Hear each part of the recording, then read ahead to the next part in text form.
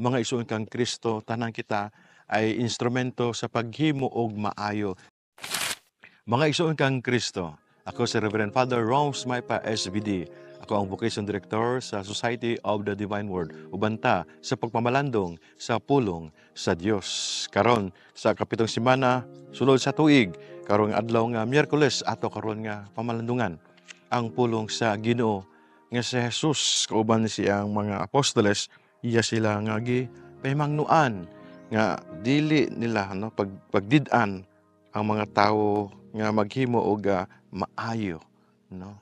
Kita tanan ay mga tinun-an ni Kristo, gitawag kita niya sa pag-alaga sa pagserbisyo siyang katawan nga kita ay maghimo og maayo, kita paningkamot nga kita ay makahimo og maayo diri sa kalibutan.